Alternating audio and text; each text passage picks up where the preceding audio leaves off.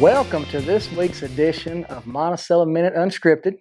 I'm your host, Keith Wallace, and as always, we are filming at the Advanced Printing Company just off the square in beautiful downtown Monticello.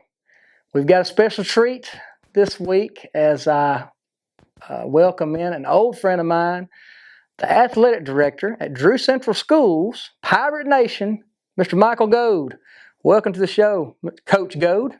Thanks for having me, Bob. In addition to athletic director, he's also the ladies basketball coach, has been for several years, pretty successful program.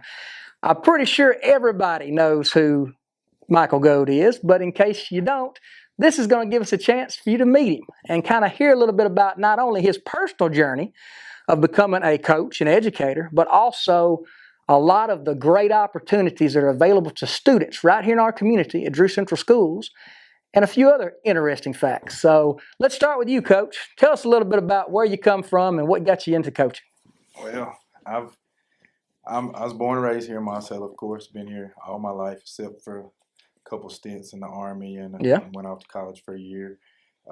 So been here my whole life. College-wise, I went to Monticello High School. Used to be a Billy. I remember, yeah. Billy, and then I went to college here at UAM. I have two. I got a bachelor's and a master's from UAM. So. Well, of course, we love our Billies. We're going to have Blair Brown on next week to talk about Billies, and we love UAM. We had John Harvey on earlier talking about the UAM baseball team. We're going to do a lot more with them. I feel like one of the biggest blessings to our community is our school systems, Drew Central, Monticello, and UAM. But yeah, go ahead. After you went to college. Yeah, so I graduated from UAM, like I said, and went into I was actually in the first ever cohort of the MAT program, which is Masters of Arts in Teaching. Wow, okay. Dr. Kathy King, way back. Yes, of course. 2002-ish. And got my first job over in Dermot. I started out at Dermot with Coach Willie Parker, who's a Hall of Famer. Of course, yeah. If you're coaching realms, you recognize that name. Yeah. I started coaching with him, and coached all three sports at Dermot, taught science, biology, 10th grade biology in Dermot for 4 years, with a hiatus, 18 months in Iraq. Yeah. I got 4 years of Active teaching on there, credit for it, but 18 months of it I was deployed. So, I remember when Desert Storm happened. Everybody in. Oh no, it wasn't Desert Storm. Which one was Iraq? Iraqi Freedom. Yeah, I remember when Iraqi Freedom happened. I remember when you had to go over there. Yeah, I was with 39th Brigade, which is all of Arkansas. Yeah, of course. So I was there for 4 years. Then job opened at Drew Central. I was still living in Monticello, so I wanted to get back home and took the girls' basketball job. I was lucky enough to get hired, and back then when I was growing up, the number one thing in town was Monticello Billy football, and I think the number 2 show in town was Drew Central girls basketball. I know that was Coach Gillum Harris back then. She had a great program. So it was a cool opportunity to kind of follow in that, and I just wanted to be home and fell in love at Drew Central. I actually, was hoping to come back home, and I had a son in school and all things, so started coaching girls at Drew Central and just kind of went from there. I'd say about 4 or 5 years into my coaching career at Drew Central, I think maybe 6. I can't remember exactly. They asked me to become the athletic director, so started doing that and kind of been doing both of those ever since. So this is my 19th year at Drew Central. Wow, 19 years. And when we were talking earlier about when I was at Drew Central, I'm a 96 graduate, and how there was very few sports and very few activities back then. We participated in what we could, and basketball was great, don't get me wrong. But Drew Central has expanded so much and offers so many more activities than they used to. If you could, can you kind of give us just a general overview of what all athletic opportunities Drew Central offers to its students now? For sure. So when I like I said, I grew up here, and I remember what sports they had. And even when I got at Drew Central my first year, we didn't have football, no track, no cross country. There was a lot of sports we did not have. And as my years been there, we just grown, and I can't take credit for any of that. It's just the administration and the community. It's just grown. We've grown kids. Well, as athletic director, you direct it. Well, some of them started before I became athletic director. Yeah. My second year at Drew Central, we started football. That was Superintendent Mike Reeves. Yeah, I remember. And Yeah. he kind of got that thing going, and we started playing football. And wasn't long after that, we started a track program, and then we had a cross country program. We've been doing that for a while, but like you said, when I first started, it was hardly any. It was basketball, baseball, softball, and cheerleading, basically. And now we have, like I said, we have football grades 7 through 12. We also started a Pee Wee football program Oh yeah, a few years ago, and that's grade 4 through 6. So we have all that in football. Have cheerleading that goes right along with that. Yeah, So Pee Wee cheer too. Yeah, all the way through. Then you move over, and we got cross country and tennis during that time. Same time of year. Have those two activities, and then in the winter we do basketball. And of course, we got big Pee Wee basketball feeder system, second grade up through 6. So, well, obviously, with all these sports, you have to have facilities. right. And I know that you have been instrumental in spearheading some fundraising to help build and improve facilities. Now, can you tell us a little bit about that? Well, our community has been great about doing those facilities. I mean, we've been blessed. Like, A lot of support from area people and businesses. So 3 years ago, we started. Miss Barnes and I, the former superintendent, we got this idea. I was trying to improve. My coaches wanted to improve the facilities. We were talking about it, and we started the Pirate Nation Foundation. And it's a nonprofit 501c3, I think is how you say that, and it's a tax write-off, complete nonprofit. And I went around and started speaking with sponsors and local people here in town, our community, and we're blessed, man. Our community was amazing. Stepped right up. Man, over 65 sponsors. We have 8 platinum sponsors.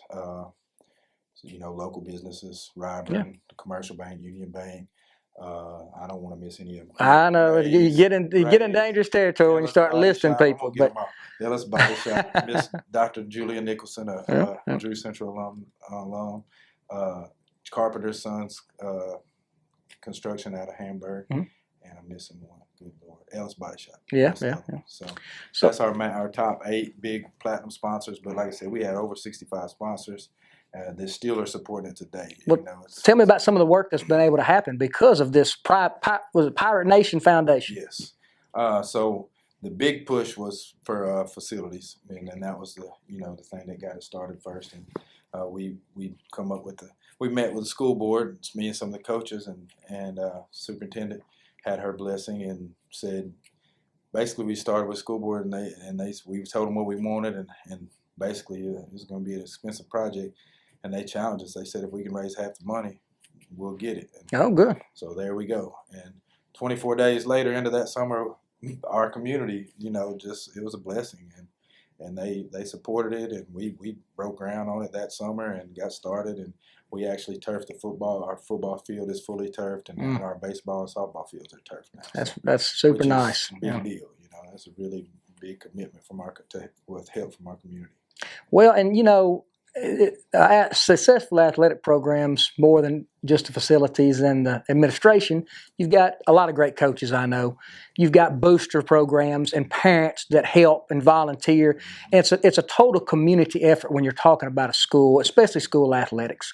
And with Drew Central, of course, I'm sure most of our viewers know, but Drew Central is a large area because it's the county residents. So you've got a lot of people spread out, and a lot of times that makes it hard to have sports teams because people have such hard time getting back and forth and everything. But I feel like our community has really rallied in the past few years, under your tenure as athletic director, and really come together to really support and see Drew Central grow.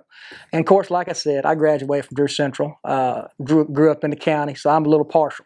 But I knew when you come to Drew Central that was a great move because I've known you for a long time, ever since we were young and shooting basketball at Green Hill Baptist Church. That good old days. You were passionate about sports. You were passionate about making people better, teaching, and it's great to see what you've been able to do at Drew Central, what Drew Central's done as a school, what the community's done here in Drew County to make the school so successful.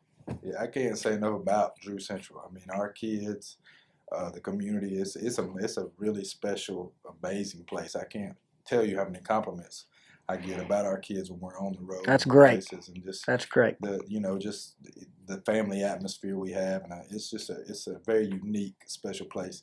And like you said, our district it's large. I think I don't remember the exact stat, but I think we're in the top 5 of square miles in the state. I believe it. District. So it is a challenge sometimes, and that my coaches, like you said, great guys, great ladies. I mean, it's never odd for us after practice 5:30, 6 o'clock in the afternoon to make a trip down to Lacey or to Wilmer or over to Selma. Take a kid home or something. Take some kids home. Coaching's definitely not a 9-to-5 job. It takes a lot of extra hours. Well, before I let you go, I just want to talk a little bit about people who might want to get involved with Drew Central or part of the Pirate Nation Foundation. Pirate Nation Foundation. Now, obviously, Drew Central Athletics has a Facebook page. There's a website for the school. There's different ways you can keep up with schedules and sports and things that's going on. But if somebody wanted to become a platinum donor or a donor and be involved in a foundation, how would they go about that? So we have a board, and but the easiest way is just they're going to refer you to me. And the person that kind of directs that. And, I kind of figured that. Yeah, wear a lot of hats, but and we've been blessed. We actually had one donor. Well, I spoke on our platinum donors, but we had a former alumni write a 6-figure check. Wow, that's nice. Out of state alumni. That's nice. Just heard about what we were doing, and it's pretty big blessing. That's incredible. But just reach out to me. And my email is simple. It's mgoad. So my first initial last name @ drewcentral.org. That's pretty simple. And then it's pretty simple. You'll be surprised how many. I've communicated with a lot of our alumni that have wanted to get a sign on the field, or just get their name out there. Just simply want to help out where they graduated from. So. Well, our community's blessed to have the school system, and we're blessed to have you. And I thank you for all you do. I thank you for this new cap you brought me. Oh, yeah. That fits perfect. It looks good on you. It's way better than that blue. Well, hey, man, like I said, I'm from Drew Central. I love Monticello, too. I love this whole community. So I'm looking forward to having Blair on next week, talk about Monticello. So thank you for being here, brother. It's always a pleasure visiting with you. Good luck to you. Yeah, thanks a lot. We'll be right back. Welcome back. We are on location this evening at a very special place that you may recognize. Right down off the square, formerly Main Street Art, which is now Moonraker Studio. And I'm going to introduce you to the owner of Moonraker Studios, Erika Barnett. Welcome to the show, Erika. Hi, thank you for having me. Big news, if you haven't heard, Erika just recently purchased Main Street Art and is transitioning it a little bit to offer a lot of new activities and a lot of new features that are going to be great for our community. So those of you who may not know Erika, I'd just like you to get to know her. Erika, tell us a little bit about your artistic journey. Okay, so, as any artist says, we are born artists. Mm-hmm. I fell in love with art in high school. My high school art teacher down in Star City, her name was Miss York. Okay. She pushed me, challenged me, yeah. And then I met a boy and I got married. Mm-hmm. Yeah. And I took a hiatus from life to be a mom. That's a big responsibility, of course. Big time. But then one day I was like, I'm just not fulfilled. So I went to UAM, went to the art department, and we had to have ceramics to graduate with, as an artist. Gotcha. They made us take that, and I was like, I don't want to play in mud, but then I played in mud, and it was wonderful. You liked it, yeah. I fell in love. And so I graduated and went on hiatus a little while, went through some family issues, still painting, and then met Stephen Coburn. And he introduced us to this Main Street Art Gallery and asked who wants to be involved. And I was like, me. So you've been involved with it since the beginning? Since the very beginning, since the doors, before the doors opened. I helped him get things all going and everything. And he asked for ideas and I threw them at him and he's like, all right, let's do this. So we've been a team since then. Now he's decided he's ready to move on. Cool. And You're taking up the reins. I'm ready to take the reins and run with it. Well, interesting enough, that's where I first saw your work, was at UAM. Years ago, I was actually a UAM art student and was majoring in art out there, so I was very familiar with the art program. And I try to go back and see, different exhibits, especially the senior exhibits. And I went out there and you were having your senior exhibit. And of course, you're extremely talented in pottery and paint. And you've got all your art on display here at the gallery, which, anybody who wants to walk in that door and just take a walk around here at the Moonraker Studios is going to get a real treat, because there's all kinds of different mediums and different styles and different types of art that you can look at. A lot of it's done by local people or people that were from here. So you see a lot of things that you recognize, a lot of South Arkansas Delta inspired work. But there's also some abstract work, and you get a little bit of everything, and the type of art and culture that every community needs, you can find right here at Moonraker Studios. Exactly. And some of the other plans that I know you've been personally involved in, I believe it's every Friday night y'all have a painting class, is that correct? Well, it's not technically a class. I will help lead you if you need my help. Okay. It's basically let's get off of work after a long week, come hang out, paint some pottery, do what you want to do, and I'm here to help, obviously, but most of the time, y'all just do your thing. That's awesome. I'll take it up, I'll put it in the kiln and call you when it's done. Well, we're fixing to go back into the pottery room and kind of explore that a little bit and talk a little bit more about that. Mm-hmm. But before we do, I want to kind of talk a little bit more about the gallery space. This is a nice space. If you haven't been in here, it's very spacious, easy to walk around, easy to enjoy the room. There's bare spots on the wall, so if you're an artist and you'd like to show some of your work, whether you're a painter or a photographer or a sketch artist or whatever you find joy in, come talk to Erika. She loves to showcase new artists. She loves to help artists. She just recently told me that she's kind of taking my nephew under her wing and kind of trying to get him to put more of his work out. So she's very community oriented. She loves to help young artists. And like I said, you'll find about anything you want in here. We're going to be right back in just a few minutes, and we're going to go into the pottery room. So come back and let Erika show you some very fascinating things about pottery and what they are able to do here, and we'll go a little bit more into detail about that. All right, we are back, and we are in the Moonraker room. Still here in Moonraker Studios, downtown, right off the square of Monticello, Arkansas. I don't know how much you can see, but this room is full of ceramics. It's full of paint. It's full of brushes, tables, anything you need to sit down and create. That's what art's about. That's what Erika's about, creating. And this gives anyone who wants to an opportunity to create. Now, I'm holding a couple of items that Erika herself made, a couple of cups. They're excellent cups, and they can be used. They're not just for decoration. You can drink out of them, anything you need to. They're usually on display in the main gallery. They're here for purchase. Erika is holding an unfinished piece of ceramic, as well as another piece that she has personally made. And I'm going to let her kind of talk a little bit about pottery and ceramics and the process involved in what starts out as a lump of clay and becomes something beautiful that you can use every day.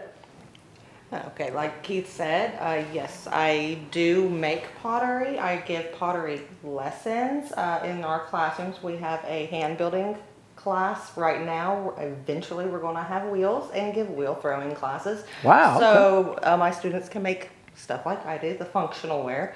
And anyone off the street can just walk in and grab a piece of bisqueware. We have all different kinds. We've got the functional kind. We've got the cutesy kind. So bisqueware is created in a mold, I guess. Yes. Mm-hmm. Well, no, it's all considered bisqueware. Okay. I can give you a full lesson right now if you'd like me to, but I don't think we I know you can. I know you can. Come to one of my classes. I need to. There we are. My students take it from here to here. The paint they put on it, I put it in the kiln and it turns to glass. It happens every Friday night, Saturday, all day from 10 to 4. And we're starting to get a few walk-ins throughout the week, which we totally welcome. Anytime you want to paint some pottery, come on in.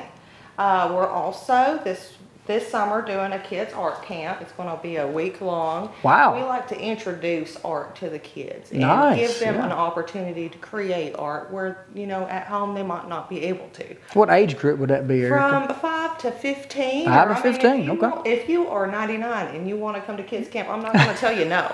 All are welcome. It's all about the art. And we Nice. love art around here. Of course, yeah. And you say you've got a kiln back there, I so. do have a kiln. Her name is Veronica. Veronica the kiln. One of the oldest kilns ever made. Wow. She's going to retire soon. She's going to have to. Okay. We're going to have to upgrade her. But good old Veronica, she's been with me since day one. Well, I tell you, it's just awesome how you can take what'd you call this unfinished part again? Bisqueware. You could take a piece of bisqueware, put a little bit of time, a little bit of creative effort into it, and come out with something beautiful and colorful like that you can use, sit on a mantle, show off to your friends, or whatever you want to do, and you can do it right here at Moonraker Studios in Monticello. I think that's a huge advantage for our community to have you in place, Erika. Thank you. I've enjoyed visiting with you as always, and I hope our viewers will also take the time to come in and see you, because I know they'd love to meet you and they'd love to hear about this mission that you're doing for art and for our community. Thank you. Thank you again for coming on the show. Anytime. We'll see you next time. We hope you've enjoyed this edition of Monticello Minute Unscripted. I want to give a special thanks to our guests, Michael Goad and also Erika Barnett. Next week, we'll be back with a new episode. We're going to have Blair Brown, the athletic director at Monticello Schools, talking about Monticello Billies and talking about their athletics and what changes have happened recently out there. And we're going to have Kathy King as our special artist. She's going to be on talking about some of her paintings. I want to take just a minute to give a congratulations to the staff at Advance Monticellonian, Advance Printing Company. Of course, I get to work alongside of them for this broadcast, and I enjoy it. But they've recently been awarded a really nice award, first place in the 2025 Better Newspaper Advertising Contest. That's out of all the small newspapers in the state of Arkansas. So if you see somebody from the Advance, be sure to congratulate them and tell them to keep up the good work. We'll see you next week.